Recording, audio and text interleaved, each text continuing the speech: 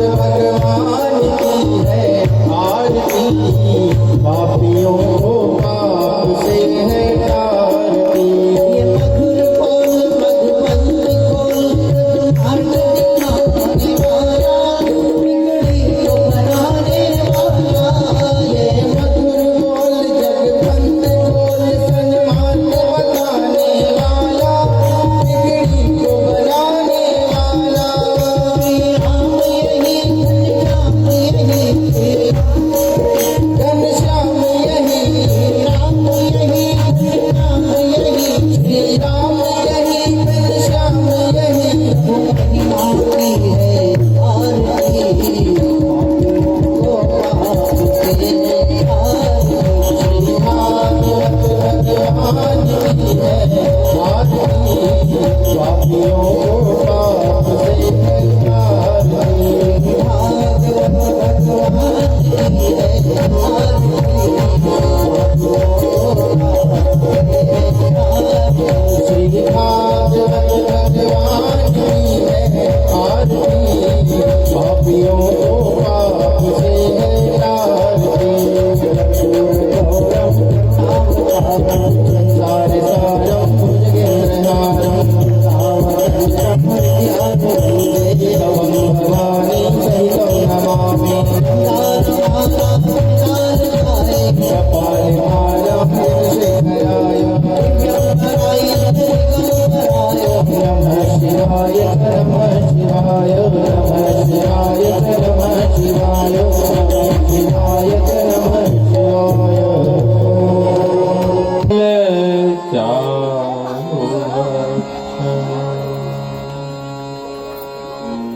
उमासुतं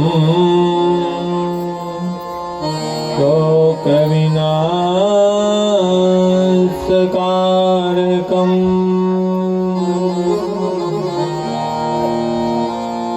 नमामि विघ्नेश्वरपादपङ्कजम्।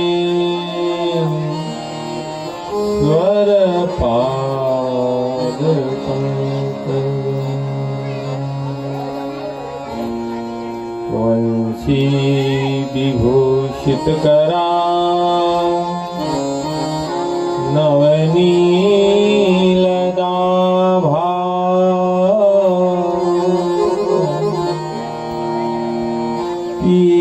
पीताम्बरा अरुणबिम्बफला,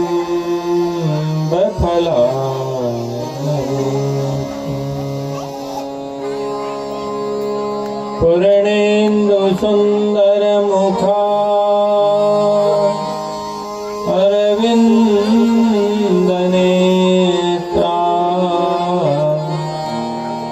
कृष्णात् परं किमपि तमहं भजामि। ध्यानमूलं गुरुरमूर्ति, पूजामूलं गुरुपदम्, मन्त्रमूलं गुरुर्वाक्यम्, मोक्षमूलं गुरुर्कृपा। राधा मेरी स्वामिनी, मैं राधे को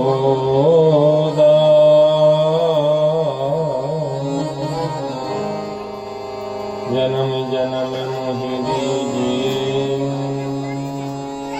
श्री वृंदावन।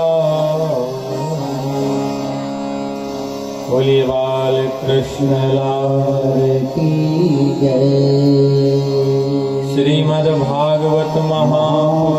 भागवत पुराण के प्रथम दिवस महात्मा की कथा में सभी लोग प्रवेश करने के लिए जा रहे हैं। सर्वप्रथम भगवान गणेश के चरणों में वंदन। पीठ के ऊपर विराजमान श्री ठाकुर जी महाराज, गणेश गौरी नवग्रह षोडश मातृका सर्वतोभद्र मंडल देवता, सभी के चरणों में सादर वंदन करते हुए आइए हम सर्वप्रथम श्री गणेश जी महाराज के चरणों में वंदन करें, क्योंकि गणेश जी एक ऐसे देवता हैं कि जो सिर्फ याद करने से ही प्रसन्न हो जाते हैं।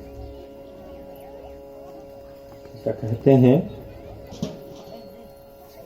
कि विद्यारंभे, जब विद्या का आरंभ करें, कथा का आरंभ करें तो गणेश जी की वंदना, विवाह कार्य हो तो गणेश जी की वंदना,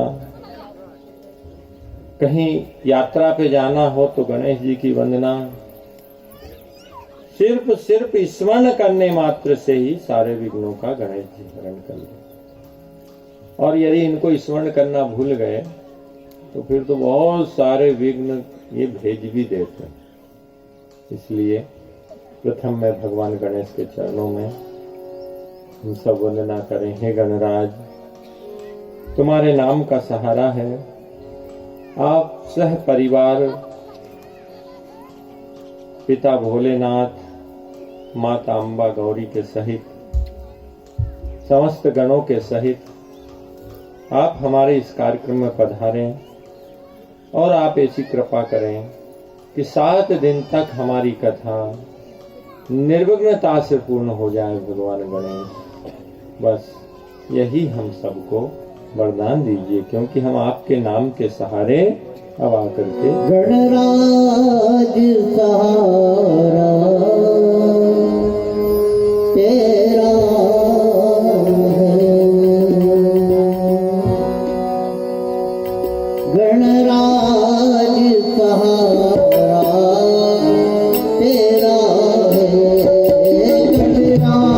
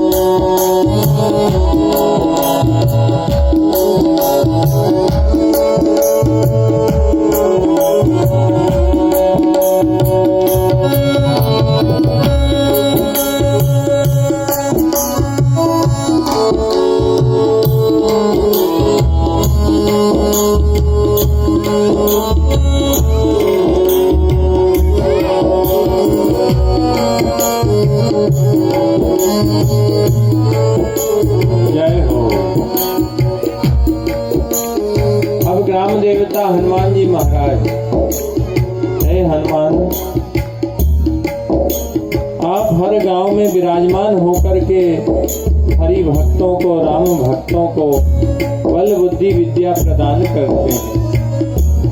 हे भगवान, हम भी भगवान की कथा श्रवण करने के लिए जा रहे हैं, इसलिए ऐसी कृपा करो।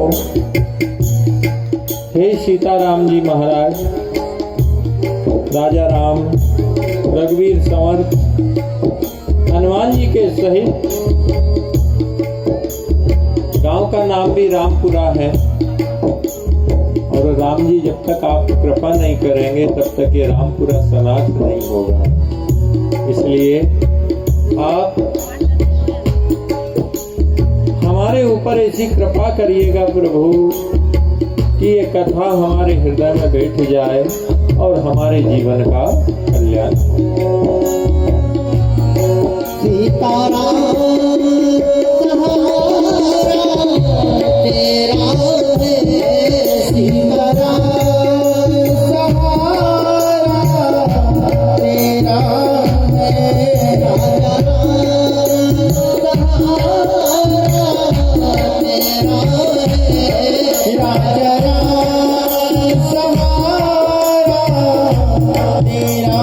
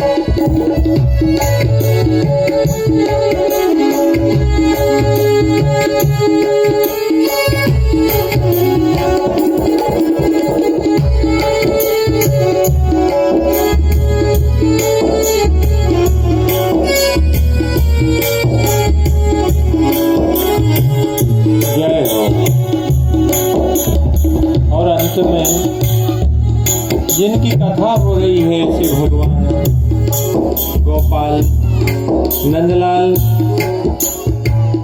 हे भगवान श्री कृष्ण, हे ब्रजराज, हे राधा के अधीश्वर, आप हमारे ग्राम के ऊपर ऐसी कृपा करिए और सह परिवार हमारे ग्राम में पधारिएगा प्रभु, क्योंकि हम सब मिलकर के आपकी कथा को कर रहे हैं, आपकी कथा को श्रवण कर रहे हैं। ऐसी कृपा करिए गोविंद कि हमारे काम, क्रोध, लोभ, मोह सब नष्ट हो जाए और एक कथा से ही हमारी बात बन जाए तो हमारे जीवन का कल्याण हो जाए।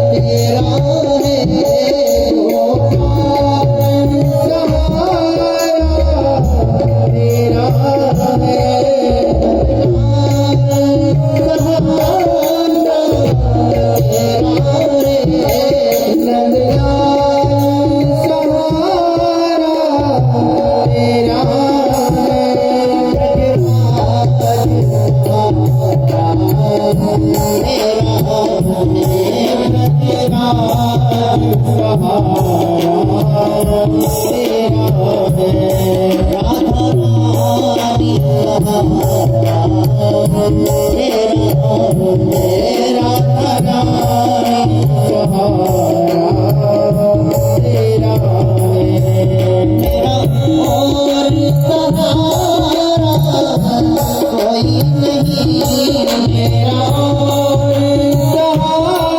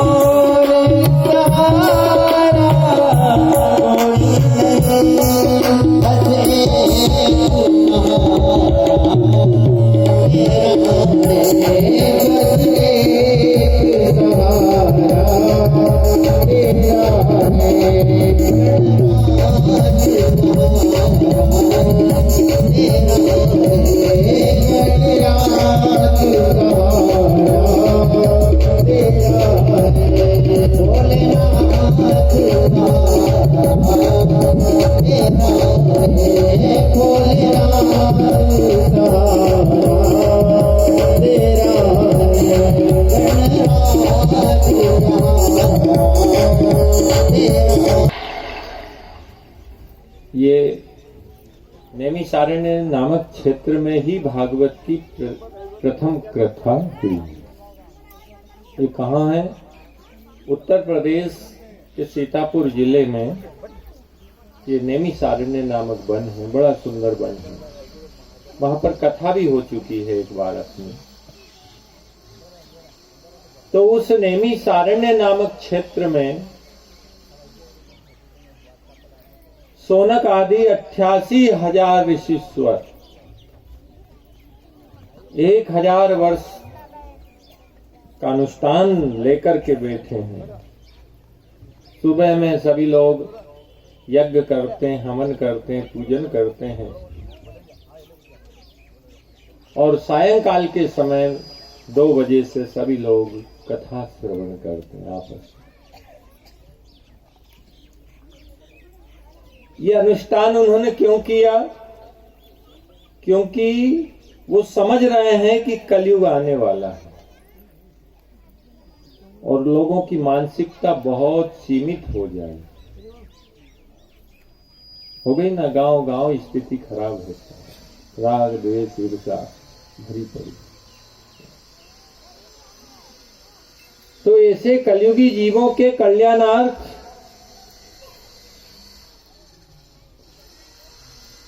एक ऐसा धर्म होना चाहिए जिसके ऊपर सब लोग आनंद पूर्वक चल सके, कोई परेशानी ना। इस इच्छा से वो सब बैठे थे, लेकिन 9,900 वर्ष हो गए, लेकिन कोई कुछ कह रहा है, कोई कुछ कह रहा है, कोई कह रहा है ये करो, कोई कह रहा है ये करो, कोई विवाद सुलझा नहीं। तो उसी समय उन सब के बीच में सुत जी महाराज का आगमन है। एक कार्यकर्ता ये बच्चों को संभालेंगे भैया, मतलब ये जो मस्ती करते हैं, हल्ला करते हैं ना, उधर ही बैठ जाए तो थोड़ी शांति।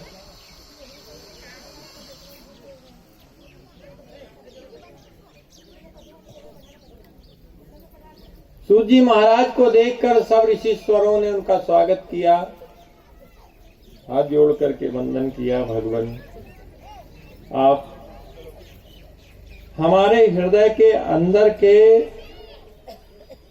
अज्ञान को मिटाने के लिए आपका ज्ञान करोड़ों सूर्य के समान है। देखो ये बाहर का अंधकार तो ये सूर्य मिटा देगा, लेकिन हमारे हृदय के अंदर जो अंधकार है ये इसको कोई भी ज्ञान का सूर्य ही मिटा सकता है, ये सूर्य नहीं मिटा। तो आप अपने ज्ञान के प्रकाश से भगवान हम लोगों के अंदर जो माया का अंधकार है उस अंधकार को दूर करिए, क्योंकि आपका ज्ञान करोड़ों सूर्य के समान है। सूत जी बड़े प्रसन्न हुए, कहने लगे ऋषियों, वैसे तो इस संसार में मानव जीवन मिलना ही अति दुर्लभ है, क्योंकि ये बड़े भाग्य से हमको ये मानव जीवन मिला है। कहाँ है? बड़े भाग मानुष तनु पाए, बड़े भाग मानुष तन पावा। बड़े भाग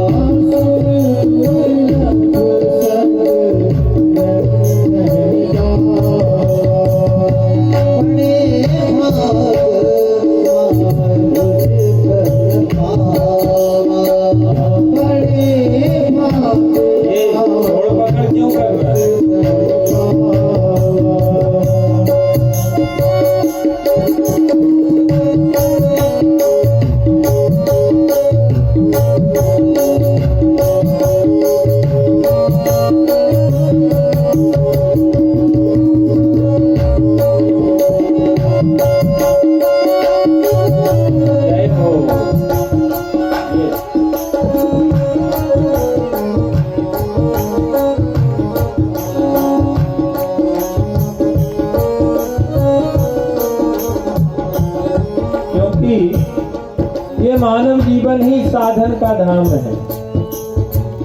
ये जीवन है तो ही परमात्मा मिल सकता।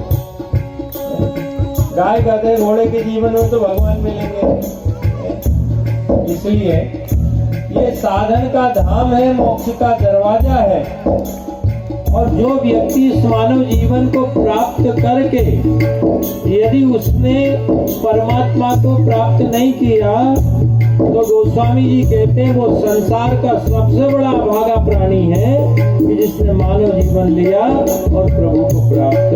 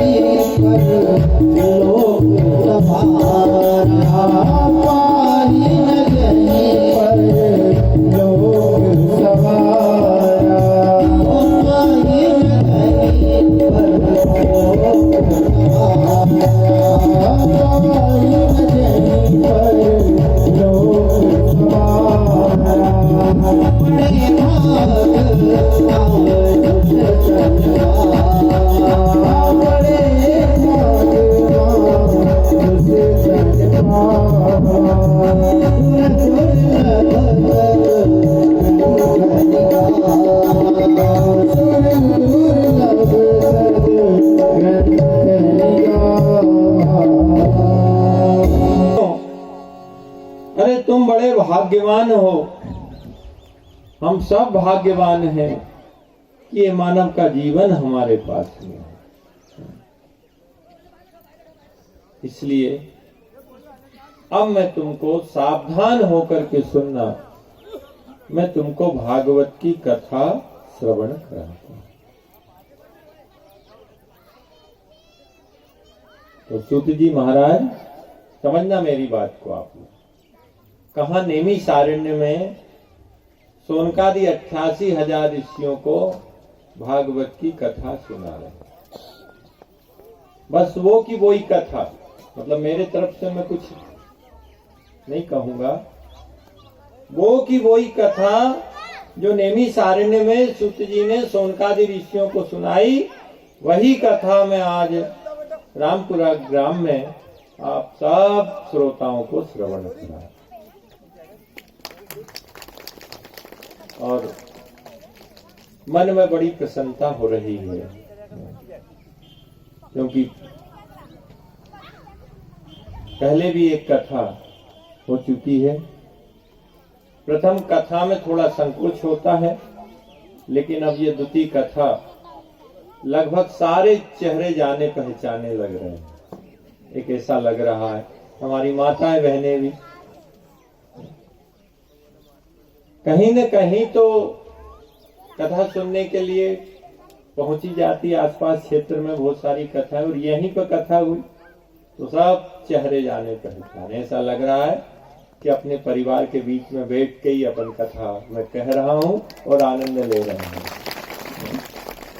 और कथा भी ऐसी कहूंगा कि ज्यादा से ज्यादा हमारे जीवन में परिवर्तन आए, हमारा जीवन ऋषि जीवन बने, हम मानव बने। इस बात को मैं भागवत के निचोड़ के माध्यम से 7 दिन तक आप लोगों के बीच में रखूं। लेकिन जब हम कथा शुरू कर रहे हैं तो ये शरीर जिसने दिया है, कम से कम उस व्यक्ति को तो याद करें। किसने दिया है ये शरीर? ये शरीर हमारे माता पिता के द्वारा हमको प्राप्त। माता पिता हो तो उनके चरणों में सभी लोगों को वंदन करना है, यदि नहीं हो तो उनकी याद करना है और प्रार्थना करना है कि हम सब तुम्हारे निमित्त इस कथा को सुन रहे हैं, इसलिए आप हमारे हृदय में बैठ करके इस कथा को श्रवण करें। इसके पश्चात हमारे ऊपर 2 पीढ़ियों का ऋण और शेष है, वो हमारे दादा दादी का और परदादा परदादी, तो उनको भी हम याद करें, प्रार्थना करें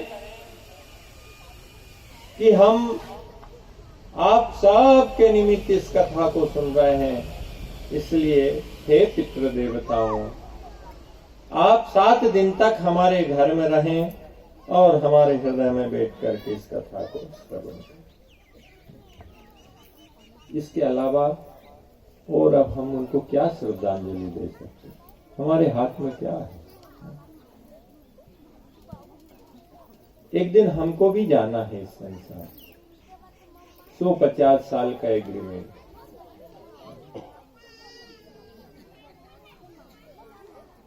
अच्छा, एक बात है,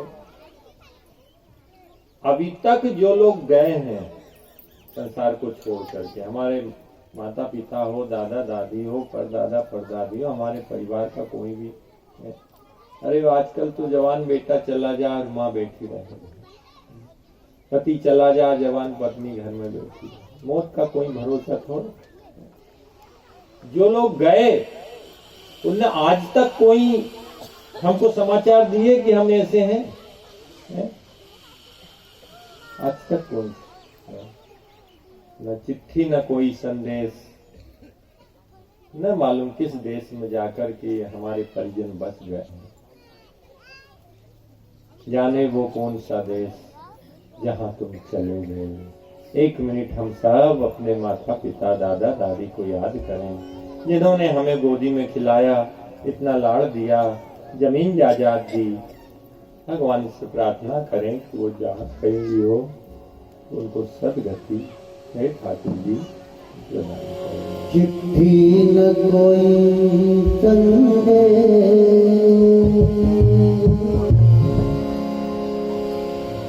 जाने वो कौन सा देश जहाँ तुम चले गए। चिट्ठी न कोई संदेश, जाने वो कौन सा देश जहाँ तुम चले गए।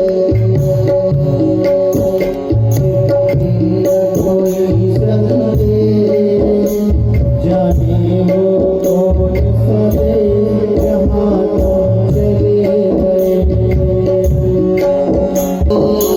जाने वो कौन सा देश जहाँ तुम चले गए।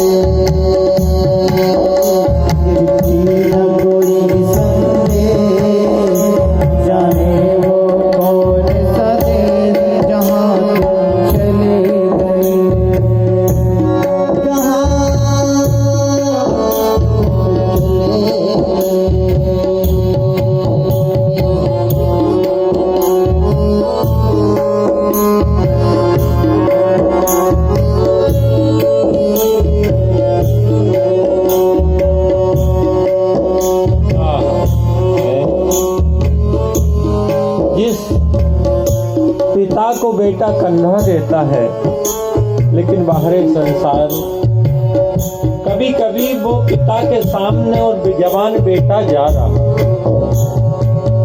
मैंने देखा है साहब। एक बेटे का एक्सीडेंट हो गया, मिलने गए, उसके पिता मैं भी था साथ में, रोने लगा, कहने लगा पापा मुझे बचा लो, मुझे बचा लो।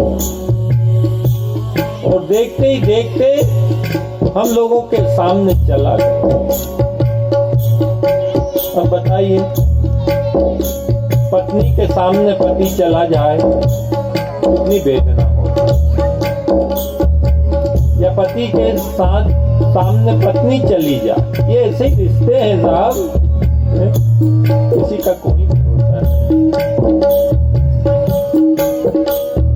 जब गए तब इन लोगों ने हमारे लिए याद तो जरूर की होगी। कभी कभी तो ये स्थिति आती है, हम जरा से कहीं दूर हुए और मौत आ गई और कहते नहीं कि भैया उनको बुला लो, उनको बुला लो, पहुंच भी नहीं पाए और उसके पहले ही चले गए।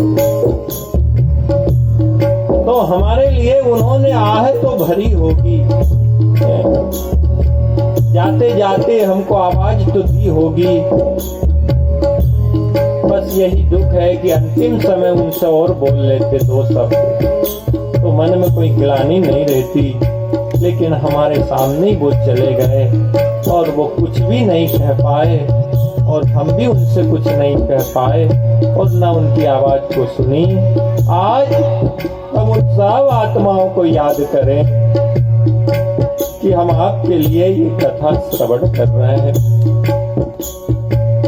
पत्नी हो तो पति के लिए, जिनकी पत्नी चली गई है वो पति पत्नी के लिए, जो भी अपने प्रियजन गए हैं साहब, सबको याद करने का अवसर है। हम सब मिलकर के उनको याद करें और उनकी आत्मा की शांति के निमित्त 7 दिन तक ये कथा हम लोग श्रवण करें, तो ठाकुर जी उनकी आत्मा को जरूर शांति प्रदान करेंगे। एक आह भरी होगी, उन्हें न सुनी होगी, एक आह भरी होगी, उन्हें न सुनी होगी, जाते जाते तुमने आवाज सुनी होगी, एक आह भरी होगी, तुमने न सुनी होगी, जाते जाते तुमने आवाज सुनी होगी। हर वक्त यही गम है, उस वक्त कहाँ थे हो, कहाँ तुम चले गए। न कोई संदेह, जाने वो कौन करे, जहाँ तुम चले गए। चिट्ठी न कोई संदेह, जाने वो कौन करे, जहाँ तुम चले गए।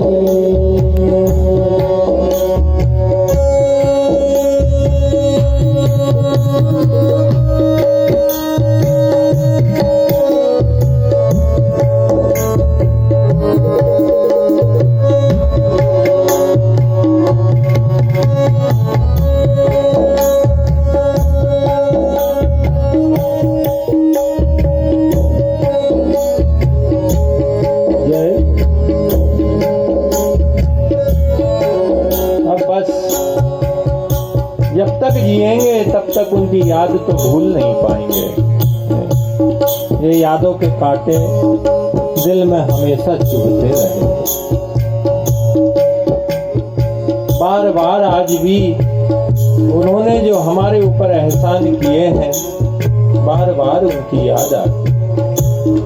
तो मैं समझता हूँ सच्ची श्रद्धांजलि उन पितरों के लिए, उन जाने वालों के लिए ये होगी कि 7 दिन तक हम नियम से कलश का पूजन करें,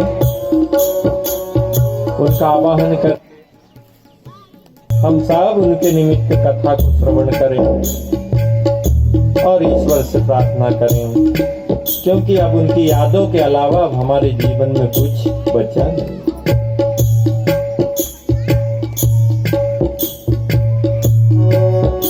अब यादों के कांटे दिल में चुभते हैं, अब यादों के कांटे इस दिल में चुभते हैं, ना दर्द ठहरता है ना आंसू रुकते हैं। अब यादों के कांटे इस दिल में चुभते हैं, ना दर्द ठहरता है ना आंखें रुकती हैं। तुम्हें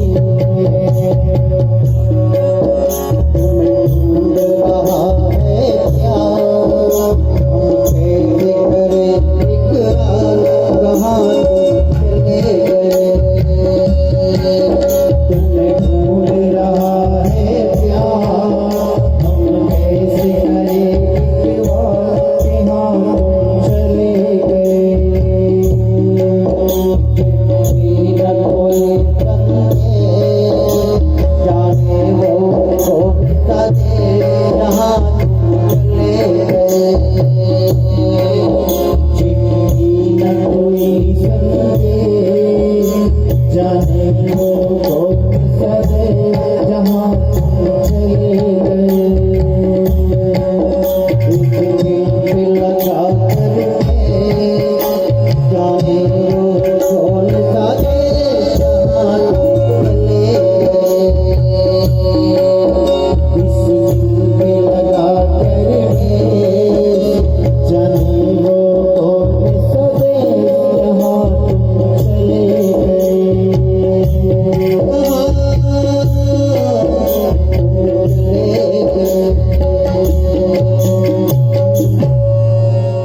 तो यही कह रहे हैं भागवत,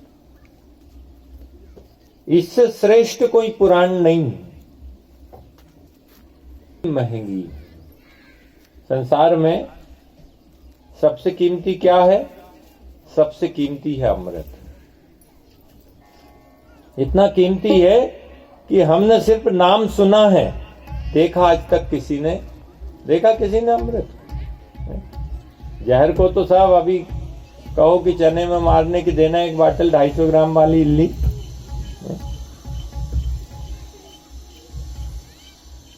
तो जहर तो हर दुकान पे मिल जाएगा साहब, लेकिन विश्व की कोई ऐसी दुकान नहीं बनी आज तक है कि अमृत मिल जाए। तो कदाचित अमृत तो कथा सुनने से मिल भी जाए, लेकिन ये भागवत की कथा तो अमृत से भी कीमती है। क्योंकि जब सुखदेव जी के सामने परीक्षित कथा सुनने के लिए बैठे तो देवता लोग अमृत का कलश लेकर के आ गए और परीक्षित से कहा कि तुम ये अमृत पी लेना, अमर हो जाओगे, सांप तुम्हारा कुछ नहीं करेगा, काट भी खाएगा तो तुम मरोगे नहीं है? तो परीक्षित ने कहा इसके बदले में तुम्हें क्या चाहिए मुझसे? कहा तुम जो कथा सुन रहे हो ना, ये कथा का पुण्य हमें दे दो, ये कथा हमें दे दो। उन्होंने कहा भैया तुम्हारा अमृत में पीऊंगा तो एक ही जन्म में अमर होऊंगा है? इसके बाद महाप्रलय के बाद तो मरना ही पड़ेगा ना है? और यदि मैंने भागवत का अमृत पी लिया ना तो जन्म जन्मांतर में मैं अमर हो जाऊंगा, मेरा कल्याण हो जाएगा भाई। इसलिए मुझे आपका अमृत नहीं चाहिए, मुझे तो भागवत का कथामृत चाहिए। सुखदेव जी ने कहा परीक्षित तू धन्य है, जो व्यक्ति भागवत पुराण की कथा को इतना कीमती समझेगा उस व्यक्ति को ही भागवत कथा सुनने का फल प्राप्त हो। ब्रह्मा जी को बड़ा आश्चर्य हुआ कि क्या भागवत कथा इतनी कीमती है अमृत से भी? तो ब्रह्मा जी ने स्वर्ग में तराजू लगाई, तोला फिर भागवत के पुण्य को। एक तरफ भागवत जो हम 7 दिन सुनते हैं ना, उस पुण्य को रख दिया, और दूसरे तरफ सारे संसार में तीर्थ स्नान का जो फल होता है वो रख दिया, दान करने का फल रख दिया, यज्ञ करने का फल रख दिया, पूजन करने का फल रख दिया। लेकिन साहब संसार के जितने भी पुण्य हैं ये सब मिलकर के भी 7 दिन के पुण्य के बराबर नहीं हुए। तो ब्रह्मा जी ने भी सिद्ध कर दिया 7 दिन के अंदर निश्चित रूप से हो जाती।